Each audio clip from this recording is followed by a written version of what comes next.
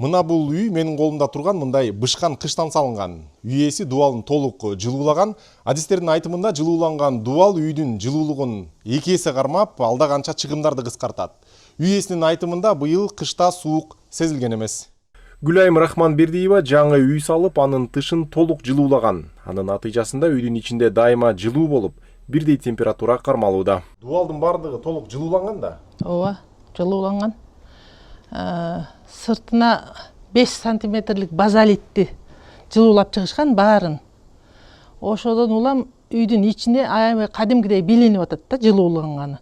Анан сыртына базалитти койбой эле жаа берсең музда куруп турат экен. А бул да дубалды кармасаң, үйдүн ичине кирсең, от жакпасаң деле эчтеке болбосо да жып жылуу болду да кышында.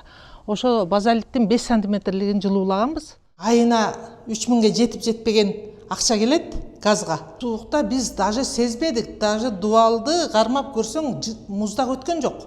Кадимкидей жып жылуу, как будто биз 10 жыл жашагандай да, бул жаңы салынса дагы. Үй ээси жаңы өргөсүн энергоэффективдүү кылып, газга аз гана акча төлөдү. Ал айрыкча кыштын суук мезгилинде дагы бөлмөнүн ичинде жеңил гана кийинип жүрүшкөнүн айтты. Биз даже кышында дагы, мына азыр эми жаз чыгып калды го, кышында январда дагы эң акыркысын эле коюп койдук да, слабыйына.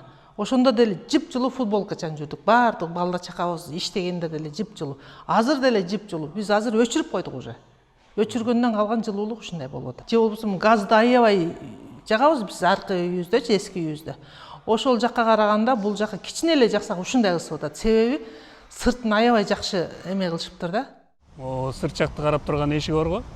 Ошол жерден жылуулуктун баардыгы эле кетип атат, көрүп атасыңбы? Кыпкызыл болуп. Но кызыл болуп көрсөтүп аткан бул демек жылуулук чыгып атат сырттан. Ысык аба бери көздөй кетип, сыртты көздөй кетип атат деген билдирет.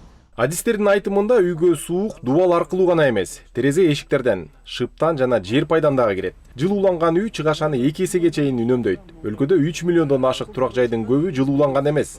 Андыктан суук мезгилинде жагылган от жөн гана талаага кетүүдө. Эгер жашоочулар дубалдын тышын жылууласа, энергия үнөмдөлүп, ашыкча түтүн дагы абага чыкпайт. А эгерде биз ошол имаратты толук жылуулап кое турган болсок, полдой жылууласак, нымдуулук өтпөгөндөй кылып, утепленный болсо, дубал терезе, кире бериш эшик, потолок жылууланган болсо, бул термос сыяктуу суукту сырттан киргизбейт да. 50%дан жогору жылуу энергия эффективдүүлүккө жетсе болот. Жылууланбаган үй 10 тонна от жагып аткан болсо көмүр деп коелу. Аны толук жылуулагандан кийин ошол жердеги көмүрдүн өлчөмү 5 тоннага азайышы мүмкүн. Жылуулангандан кийин азыраак эле көмүр жагыла турган печканы кое турган болсок, дагы 20%ке азайтып от жаксак болот да. Ошентип 10 тоннады көмүрдү 3 тоннага чейин азайтуу мүмкүнчүлүгү бар да.